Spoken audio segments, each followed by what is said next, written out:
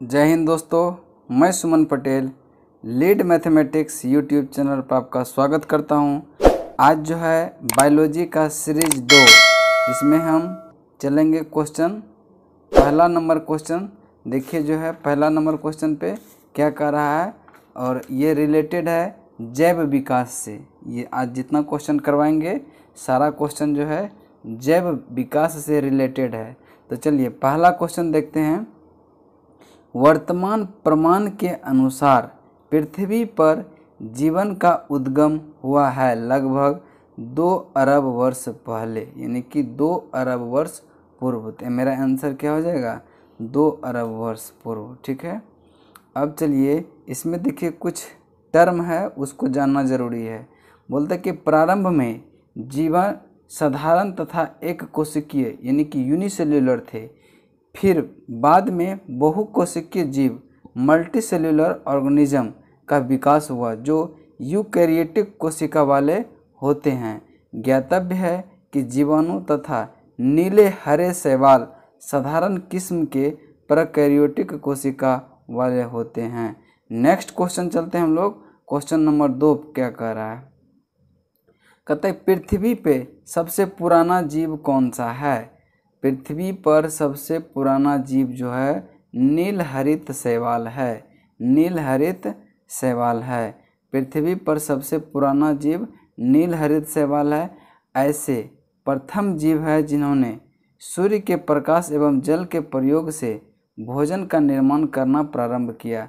इस प्रक्रिया से उत्पन्न हुई ऑक्सीजन गैस वायुमंडल में फैलने लगी जो अन्य जीवों के लिए विकास में क्या हुआ? सहायक हुआ। ठीक है, नेक्स्ट क्वेश्चन चलते हैं हम लोग क्वेश्चन नंबर 3 पे। कहता है कि डार्विन द्वारा प्रस्तुत प्राकृतिक वर्णवाद निम्नलिखित में से किस पर आधारित है? तो डार्विन जो है प्राकृतिक वर्णवाद का जो सिद्धांत दिया था वो ओवर प्रोडक्शन पे भी दिया था, struggle for existence and variation पे भी दिया था, सर्वाइवल ऑफ द फिटेस्ट, यानी तीनों मेरा सही है। तो ऑप्शन क्या हो जाएगा? उपयुक्त तीनों सही है, यानी उपयुक्त सभी सही है। नेक्स्ट चलते हैं क्वेश्चन नंबर 4 पे। क्वेश्चन नंबर 4 देखिए क्या कह रहा है कि पुस्तक ओरिजिन ऑफ स्पीसीज, पुस्तक ओरिजिन ऑफ स्पीसीज किसने लिखी? तो ये किसने लिखी? डार्विन ने। ठीक है, नेक्स्ट क्वेश्चन चलते हैं क्वेश्चन नंबर 5। विकासवाद का सिद्धांत, विकासवाद का सिद्धांत किसने दिया था? तो ये भी डार्विन ने दिया था। विकासवाद का सिद्धांत किसने दिया था? डार्विन ने दिया था। अब क्वेश्चन नंबर 6 है आपका कि जैव विकास को सर्वप्रथम किसने समझाया था? जैव विकास को समझाया किसने था? वो लेमार्क ने समझाया था। जैव विकास को सर्वप्रथम किसने समझाया था? लेमार्क ने। ठीक है, अब चलिए इसका कुछ देख लेते हैं टर्म।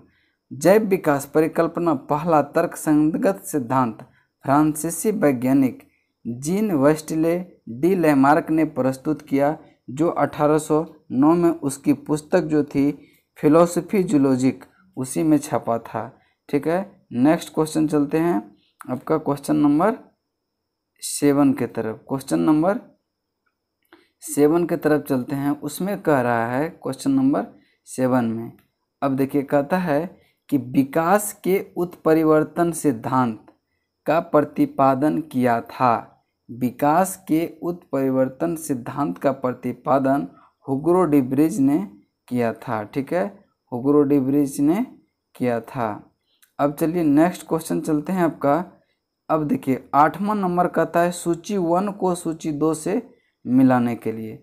तो देखिए उत्परिवर्तनवाद का सिद्धांत किसने दिया था? हुगो डी ब्रिज ने। ठीक है, विकासवाद का सिद्धांत डार्विन। एक जीन एक एंजाइम की परिकल्पना ये बीडल और टैटम ने दिया था। ओपेरॉन अवधारणा ये जैकब और मोनोड ने दिया था। देखिए उत्परिवर्तनवाद का सिद्धांत हुगो डी ब्रिज, विकासवाद का सिद्धांत डार्विन, एक जीन एक एंजाइम की परिकल्पना वीडल और टैटम, और ओपेरॉन अवधारणा ये जैकब और मोनोड ने दिया था। नेक्स्ट क्वेश्चन चलते हैं क्वेश्चन नंबर 9 पर। कहते हैं विकास का मुख्य कारक क्या है? विकास का मुख्य कारक क्या है? प्राकृतिक वरण। विकास का मुख्य कारक क्या है? प्राकृतिक वरण। चलिए क्वेश्चन नंबर 10 पे चलते हैं हम लोग। क्वेश्चन नंबर 10 का रहा है आपका, क्वेश्चन नंबर 10 पे, क्वेश्चन नंबर आपका 10 पे चलते हैं हम।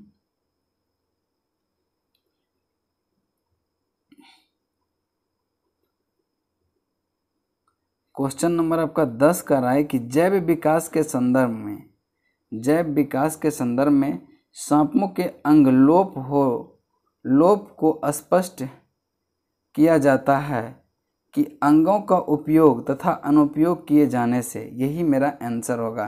कहता है कि जैव विकास के संदर्भ में सांपों में अंगों का लोप होने का स्पष्ट किया जाता है। पहला ऑप्शन है अंगों का उपयोग तथा अनुपयोग किए जाने से, बिल में रहने के प्रति अनुकूलन से, इससे नहीं होता है, प्राकृतिक चयन से, इससे भी नहीं, उपार्जित लक्षण की वंशानुगति से नहीं, अंग का जो उपयोग और अनुपयोग करने के कारण जो है सांपों के अंग का लोप होने का स्पष्टीकरण करता है। नेक्स्ट क्वेश्चन है आपका 11 नंबर। कहता है कि भारत की विशाल वन्य बिल्लियां में किसके बारे में कहा जाता है कि वह हाल में विलुप्त हो गया? चीता के बारे में कहा जाता है कि वह हाल में विलुप्त हो गया है।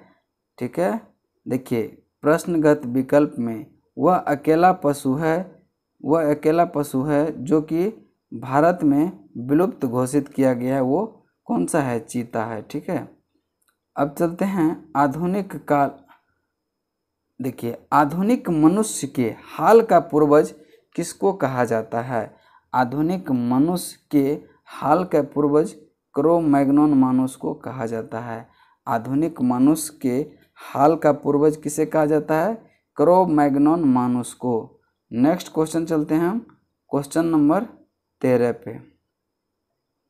13 पे देखिए 12 नंबर का कुछ जो है टर्म है उसको हम देख लेते हैं। क्रो-मैग्नोन मानुस मनुष्य के आधुनिक वैज्ञानिक वर्तमान मानव होमोसेपियंस का अंतिम सीधा पूर्वज तथा आधुनिक मानव की एक उपजाति होमोसेपियंस फॉसिल्स मानते हैं। क्रो-मैग्नोन का शरीर गठा हुआ और लगभग 166 यानी कि 6 फुट लंबा तथा इसकी कपाल गुहा 1600 क्यूबिक सेंटीमीटर की थी। यही दिमाग में रखना है। नेक्स्ट चलते हैं क्वेश्चन नंबर चलते हैं आपका 13। बोलता है कि शब्द डेनिसोवन कभी कभी समाचार के माध्यमों में संदर्भ में आता है। ये किससे संबंधित है? एक आदि मानव जाति यानी स्पीशीज से संबंधित है। क्या? डेनिसोवन। ये किससे संबंधित है? एक आदि मानव जाति से। ठीक है, देखिए इसके बारे में कुछ देख लेते हैं। डेनिसोवन एक आदि मानव प्रजाति थी जो यूरेशिया के जंगलों में लगभग 1.5 से 2 लाख वर्ष पूर्व निवास करती थी। पहली बार 2010 में साइबेरिया की गुफाओं में अस्थि अवशेष इसकी पहचान हुई थी तथा फिर चीन के तिब्बत तक एक गुफा से प्राप्त एक जीवाश्म जबड़े के विश्लेषण से इनकी पूर्वी एशिया तक विस्तृत होने की पुष्टि की घोषणा की। तो 1 मई 2019 को प्रतिष्ठित विज्ञान मैगजीन एक नेचर आता है, उसी में प्रकाशित शोध पत्र में दिया गया था। ठीक है, अब नेक्स्ट क्वेश्चन देखते हैं आपको क्वेश्चन नंबर 14। कहता है कि आर्कियोप्लेटेरिक्स है जुरैसिक युग का सर्वपुरातन पक्षी। आर्कियोप्लेटेरिक्स क्या है? जुरैसिक युग का सर्वपुरातन पक्षी है। नेक्स्ट चलते हैं क्वेश्चन नंबर 15 पे। क्वेश्चन नंबर 15 पे देखिए अब कहता है क्वेश्चन नंबर 15, आर्कियोप्लेटेरिक्स किन वर्गों के प्राणी के बीच के संयोजक है? किसके बीच संयोजक है? सरीसृप और पक्षी के बीच। आर्कियोप्लेटेरिक्स किन वर्गों के प्राणियों के बीच संयोजक है? यह है सरीसृप और पक्षी के बीच का योजक कड़ी है। मैमथ, देखिए बहुत इंपॉर्टेंट क्वेश्चन है कि मैमथ जो है किसका पूर्वज है, ये हाथी का पूर्वज है। ठीक है, मैमथ प्रजाति वर्तमान समय में विलुप्त हो गई है, यह हाथी का पूर्वज माना जाता है। डायनासोर, देखिए डायनासोर थे क्या, मेसोजोइक सरीसृप। ध्यान में रखेंगे, डायनासोर ऑप्शन ए में क्या दिया हुआ है, सेनोजोइक सरीसृप, ऑप्शन बी में है सेनोजोइक पक्षी, ऑप्शन सी में है पैलियोजोइक एम्फीबिया और ऑप्शन डी में है मेसोजोइक सरीसृप। तो मेरा आंसर क्या हो जाएगा, मेसोजोइक सरीसृप। ठीक है, अब इसके बारे में कुछ देख लेते हैं फैक्ट्स। डायनासोर विशालकाय सरीसृप थे जो मध्यजीवी मेसोजोइक महाकाय में थे। मध्यजीवी महाकल्प को 3 कल्पों ट्राइसिक कल्प 3.8 करोड़ वर्ष का, जुरेसिक कल्प 5.7 करोड़ वर्ष तथा क्रीटेशियस कल्प 7 करोड़ वर्ष पूर्व में बांटा था। क्रीटेशियस में डायनासोर पुष्पीय पादप स्तनियों का विकास होता रहा, किंतु अंतिम चरण में उत्तरी महाद्वीप से जुड़ने तथा गोंडवाना महाद्वीप के पृथक होने तथा पृथ्वी पर उल्कापिंडों के गिरने से डायनासोर सहित 76% जातियों का व्यापक क्या हो गया, विलुप्त हो गया। ध्यान में रखेंगे कि जब उल्कापिंड गिरा तो उसी समय क्या हो गया, डायनासोर और 76% जातियों का व्यापक क्या हो गया, विलुप्त हो गया।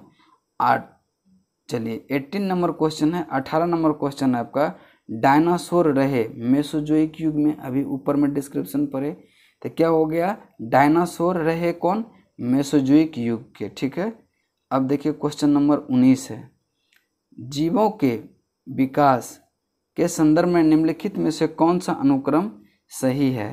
तो देखिए पहले सैलामेंडर आया था, फिर अजगर, फिर कंगारू, सैलामेंडर, अजगर, फिर कंगारू। ठीक है, तो दिए गए विकल्प, सैलामेंडर विकास काल सबसे पहले लगभग 360 मिलियन वर्ष पूर्व, कंगारू का सबसे बाद वाल में लगभग कब 145 मिलियन वर्ष पूर्व का है। तो आज का सेशन यहीं पे ख़त्म होता है, फिर नेक्स्ट सेशन में मिलेंगे हम, तब तक के लिए जय हिंद जय भारत।